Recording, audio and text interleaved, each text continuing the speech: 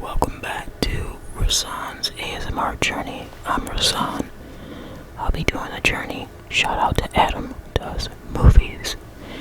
If you know, you know. Go take a look. Check him out. He's a funny guy. I love his movie reviews. Alright.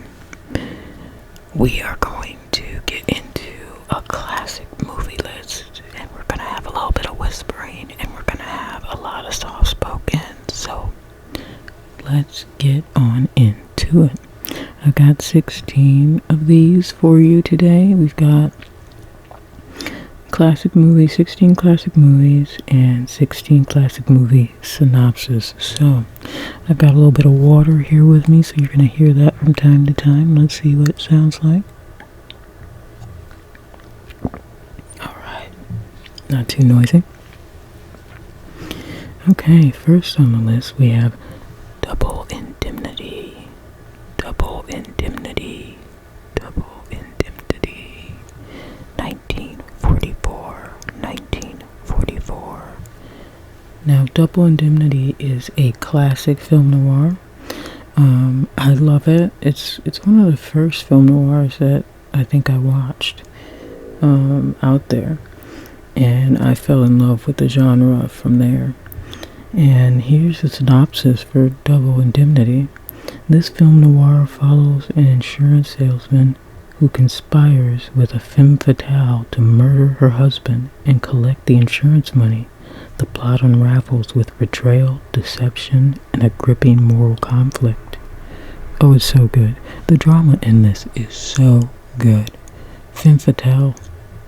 She's the femme fatale. I mean, move over, Jessica Rabbit, okay? Anyway, number 2, Sunset Boulevard. We've got Sunset Boulevard. Sunset Boulevard from 1950. This one is a screenwriter becomes entangled with a faded silent film star who is desperate for a return to the spotlight. The film is a dark exploration of Hollywood's illusions and the destructive nature of fame. Now, this one is, I think all of these hold up today. And I don't know if any of you have ever heard this line out of context, but it's, "I'm ready for my close-up, Mr. DeMille." Well, you will find out all the context you need for that little quote if you watch Sunset Boulevard. Number 3, we've got one that I don't think is really widely known, but it's really good, so if you can, check it out. It's called Tension, 1949. And about all of these are kind of film noir, I think. In this suspense thriller, a man plans to murder his wife's lover after discovering their affair. However, his plot goes awry, leading to unexpected twists and a tense battle of wits. Oh, it's so good. I used to have it on DVD. It's so good. So if you get a chance, watch Tension from 1949. Number 4. We got coming in at number 4, we've got a true classic, The Postman Always Rings Twice. It's 1946. The postman always rings twice. The postman always rings twice. This noir classic follows a drifter who becomes involved with a married woman. Together they plot to kill her husband, but their plan unravels and with tragic consequences. I'm sensing a pattern here. I don't know if you guys are. But yeah, there's a lot of murder my husband and all the shit goes wrong. Let's stop that. Let's just get divorces, people. I've watched way too much ID channel and true crime. I never understand.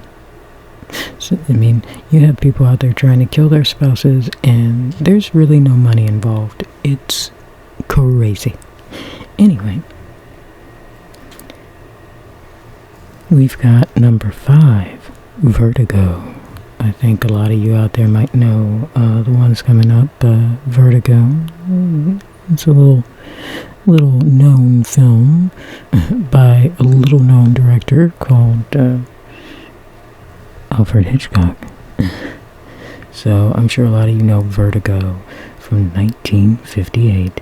And directed by Alfred Hitchcock, this psychological thriller centers on a retired detective who is hired to follow a woman. As he becomes obsessed with her, he uncovers a complex web of deception and tragedy. Oh yeah, it's really good. You guys gotta see it. Sorry about that car noise. Oh.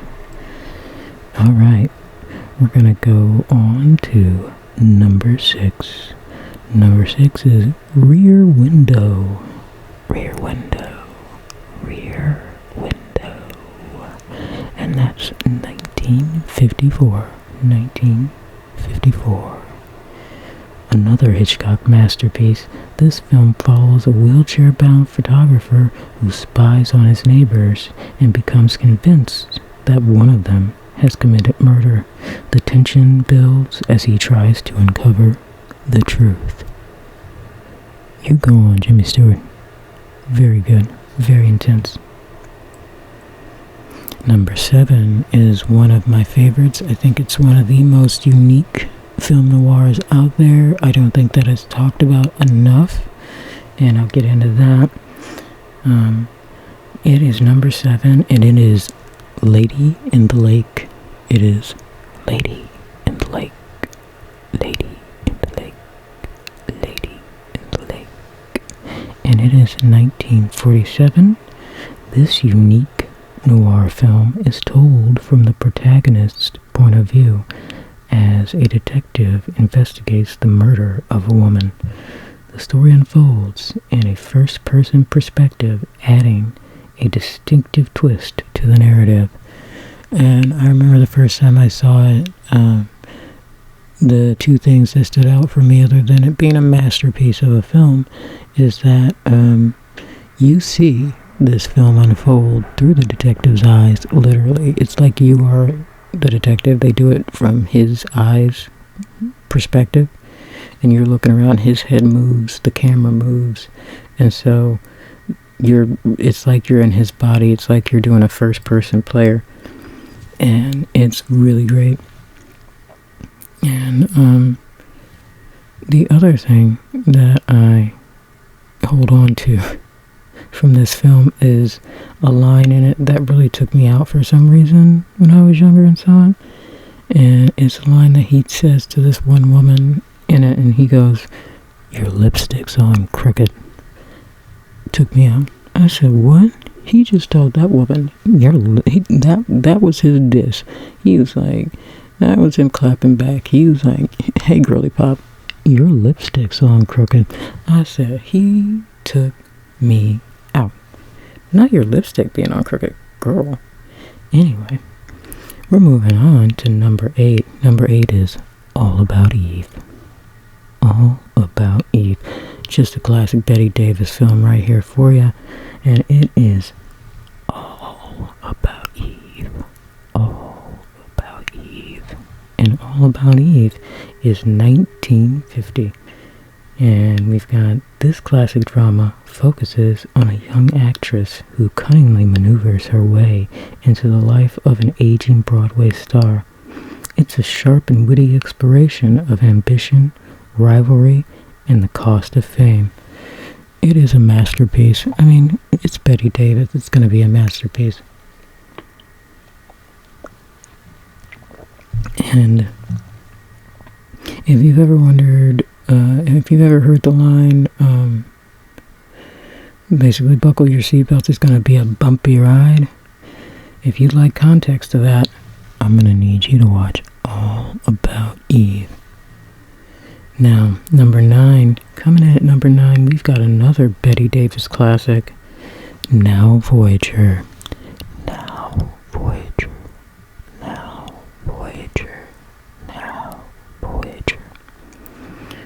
1942. This romantic drama tells the story of a repressed woman who undergoes a transformation and finds love after escaping her overbearing mother. It's a touching tale of self-discovery and redemption. It's a really good one. And now we're going to keep on that Betty Davis train with number 10. Whatever happened to Baby Jane? Whatever happened to Baby Jane? Whatever happened to Baby Jane? Whatever Happened to Baby Jane came out in 1962. This psychological thriller features two aging sisters, former actresses, living together in a decaying mansion. The film explores themes of jealousy, revenge, and madness. I love it. It's a fun ride.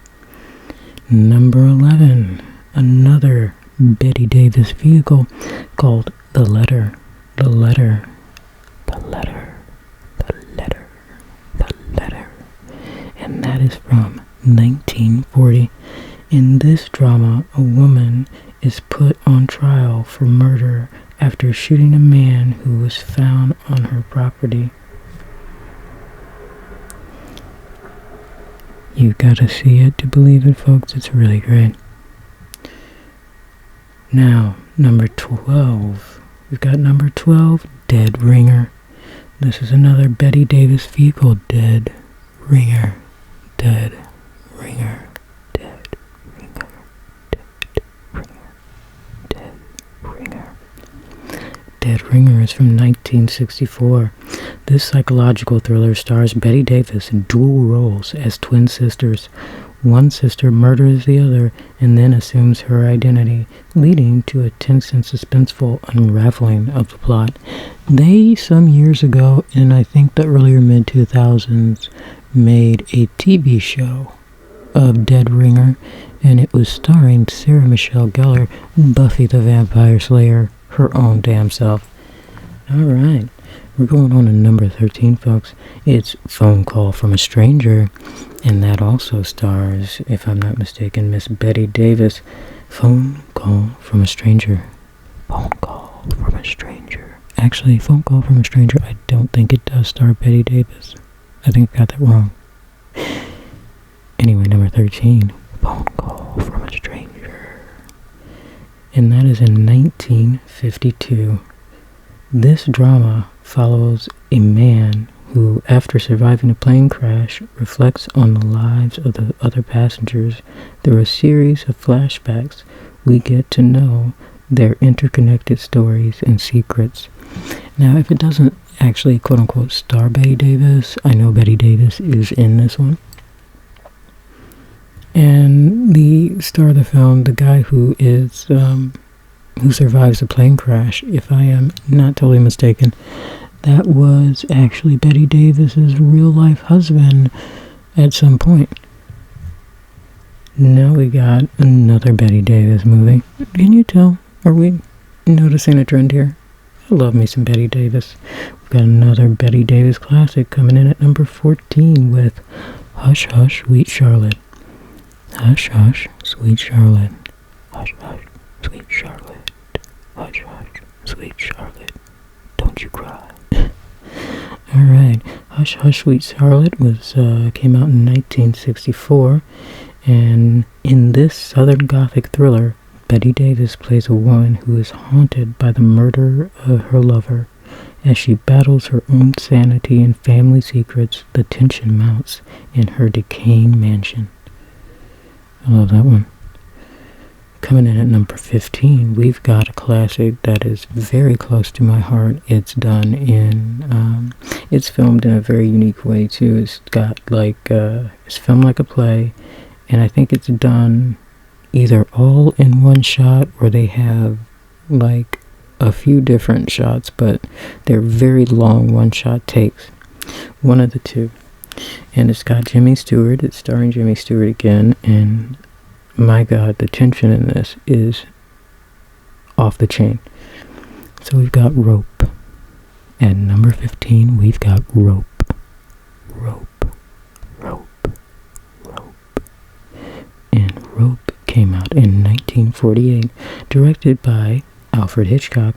This film is about two young men who commit a perfect murder and then host a dinner party with the victim's body hidden in the room.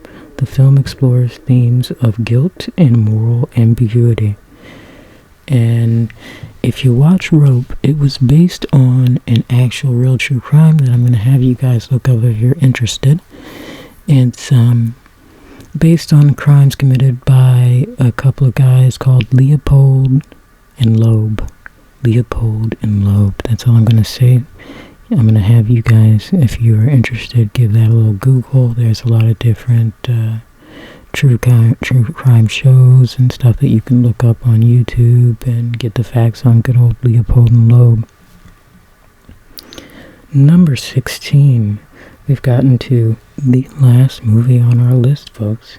Number 16 is Fountainhead. Fountainhead. Fountainhead. Fountainhead. 1949. Fountainhead. This adaptation of Ayn Rand's novel follows an innovative architect who battles against conventional standards to create his own modern designs. It's a story of individualism and artistic integrity. Now, Fountainhead is an interesting movie. I haven't seen it in years. I liked it as a young person, but Ayn Rand can go get bent. Ayn Rand was a big old racist and a few other things that I'm not going to get into. But Fountainhead movie was pretty good, as I remember it, so I put it on the list. But I had to mention Ayn Rand could suck a big old bag of... Y'all can finish that sentence. An industrialized-sized bag. She can suck it. Okay, the lady's been dead for eons, but she can still suck it as far as I'm concerned. Some people really still cling and love and hold on tight to her beliefs. I am 100% not one of those. She was a greedy bastard and a racist. The end. Anywho, that's how I feel about it. I digress, though. Those are a list of movies that, classic movies that I love, and I hope that you guys take a look at one or two if you're not familiar, or maybe I reminded you of some that you are familiar with that you haven't seen in a while that you would love to pick up. And let me know in the comments below some classic movies that I should probably check out, because I'm always on the lookout for different movies or TV shows that I should watch. So give me your recommendations out there, okay? And I'll be back, of course, with another one of these spoiler alert movie videos, and also I'll be coming at you with an ASMR artist spotlight videos where I name off some ASMR artists that I have really enjoyed over the years, and I will see you back with another video very soon. So I would like to tell you good morning, good afternoon, good evening, and good night. Good night.